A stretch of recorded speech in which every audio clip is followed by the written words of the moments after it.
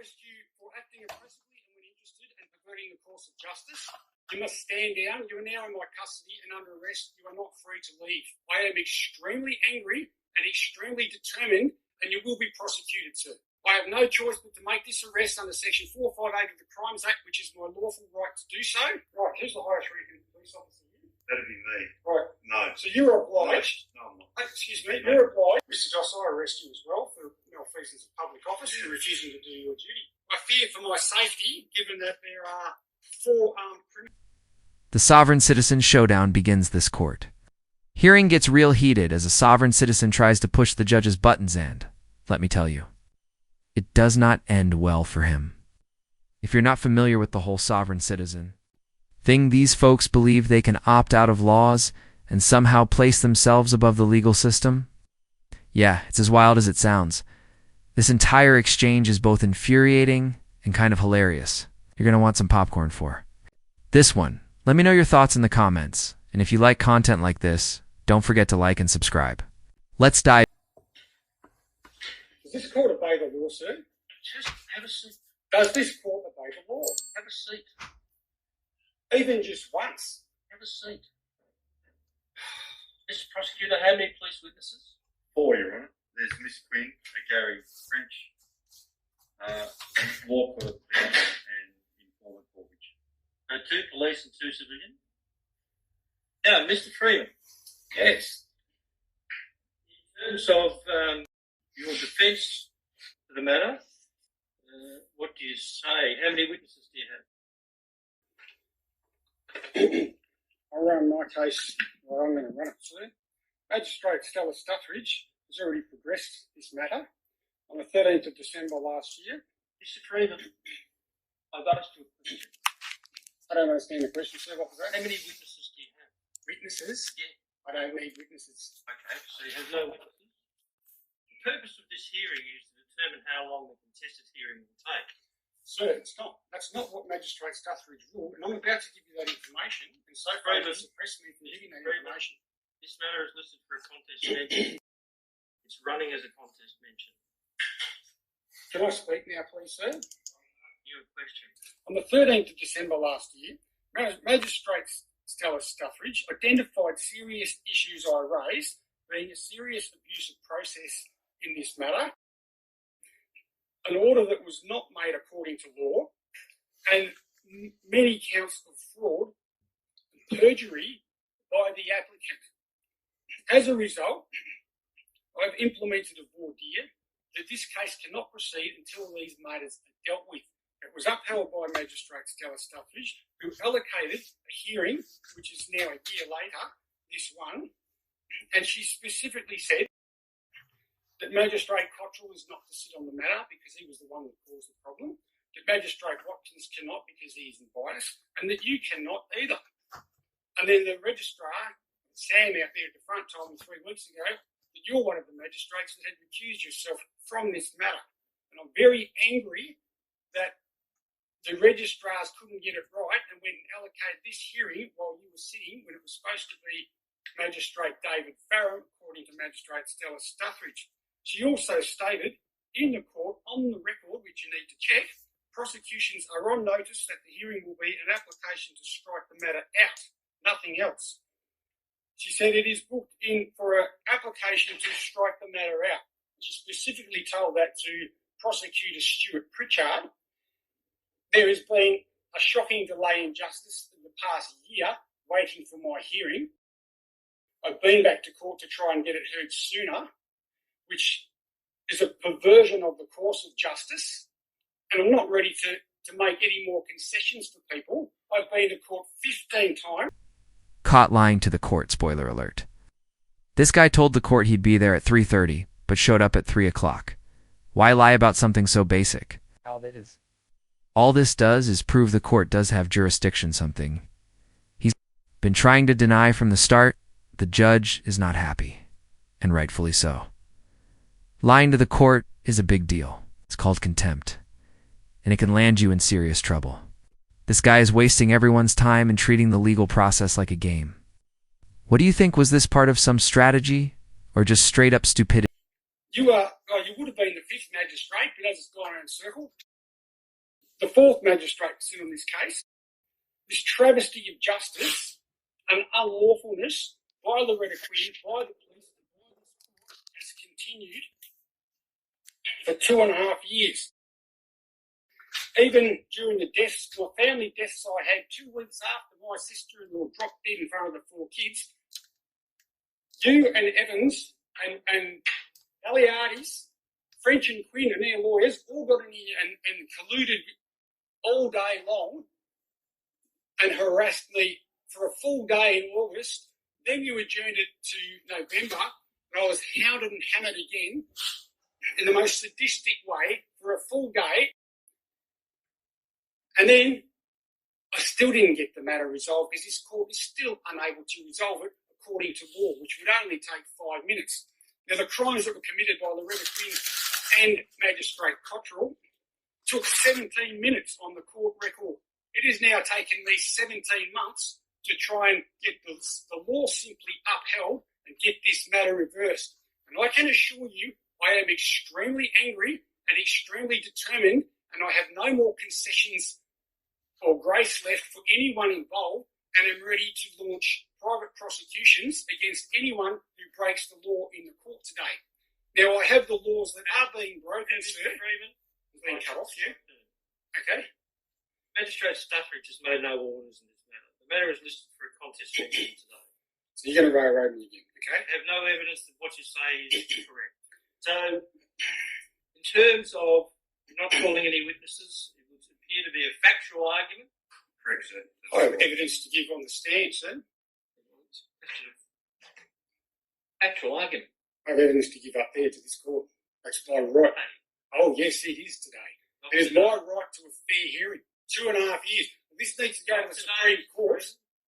Do not adjourn this case, sir. You will be perverting the course of justice, and I will prosecute you. What's the matter for you?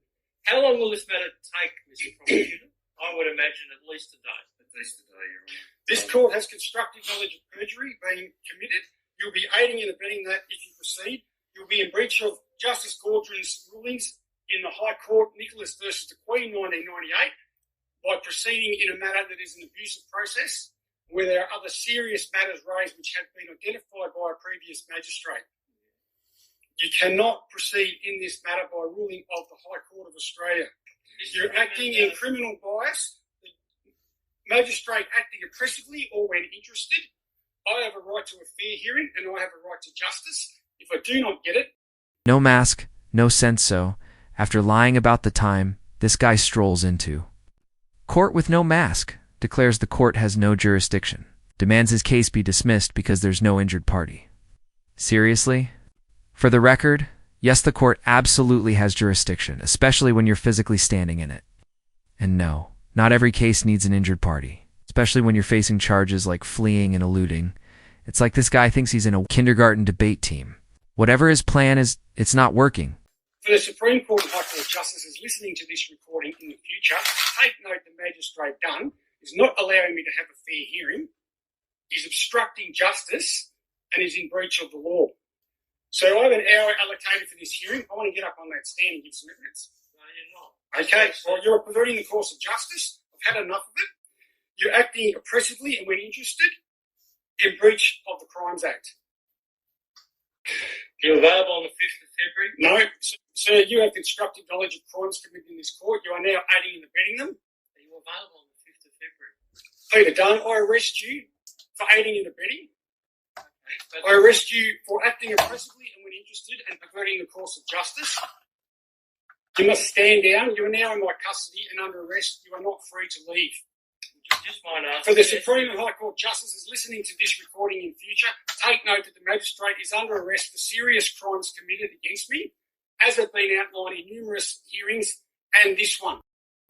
I have no choice but to make this arrest under Section 458 of the Crimes Act, which is my lawful right to do so. This case cannot proceed. Right, who's the highest ranking police officer here? That'd be me. Right. No. So you're obliged. No, I'm not. Excuse me, you're obliged. Excuse me for a moment. Just excuse me, A Mr. lawful Freeman. arrest has been made. Mr. Freeman, just excuse me for a Your moment. Honour, please. 5th of February, at this court or at Juliet? At this court or at Myrtleford?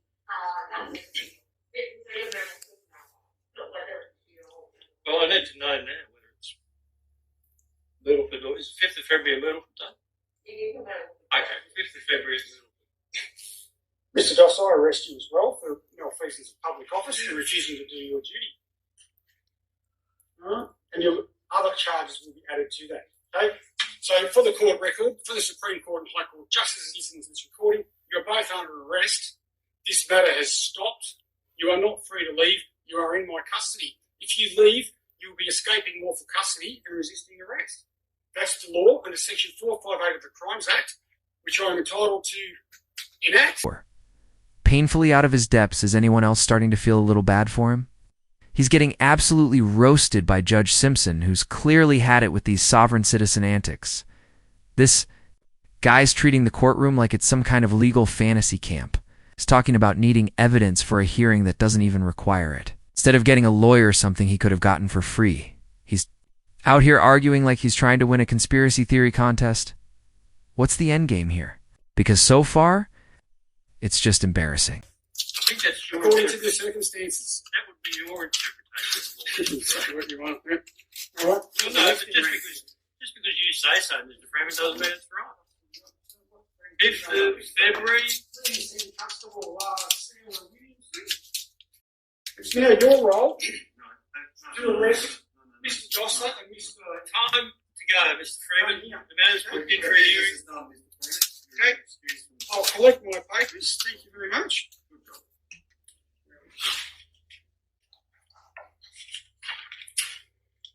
Absolutely disgusting.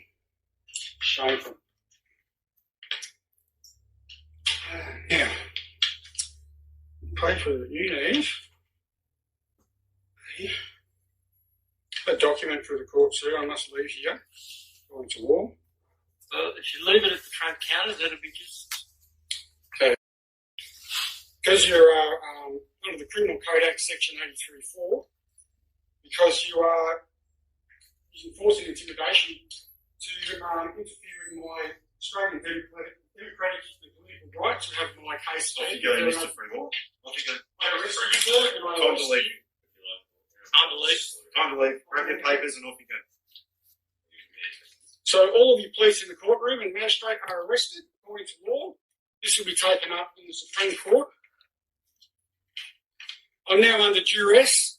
I fear for my safety, given that there are 4 armed criminals, Signed and all your bits and pieces. 4 armed criminals surrounding me in an intimidating manner. I'm under duress. Off you go. Bye, Mr. Freeman. Thank you for your time. You'll be receiving your charge sheet summons. The jurisdiction hearing request. Now he's asking for a jurisdiction hearing. And look, in theory, that's a thing, but usually at the start of a case, not after it's already begun. He's basically arguing that the court doesn't have authority over him while standing inside the courtroom. Make it make sense. Does he actually believe this? Or did he just read about it on Reddit? Like, is his legal team just a magic 8-ball in a YouTube comment section? Let me know what you think. Is he pretending to be this clueless? Or is this really how he operates? Was the judge too harsh? Was Judge Simpson too harsh? Honestly, I don't think so. If anything, the judge showed incredible restraint. This guy walked in ready to play games. The judge gave him a cold, hard dose of reality. Maybe now he'll realize the court isn't a joke and actually get a lawyer. This whole sovereign citizen trend is just getting out of hand more, and more people are buying into these conspiracy theories and fake legal loopholes to avoid responsibility. And yeah, it's frustrating because it wastes the court's time, taxpayer money, and shows complete disrespect for the system. Maybe if more judges handled them like Judge Simpson did, we'd see fewer of these outbursts in the first place. What do you think? Did the judge go to far war? Was this guy just asking for it? Drop your thoughts in the comments, and if you enjoyed this breakdown, don't forget to like, subscribe, and stay tuned for more. Thanks for watching. Take care.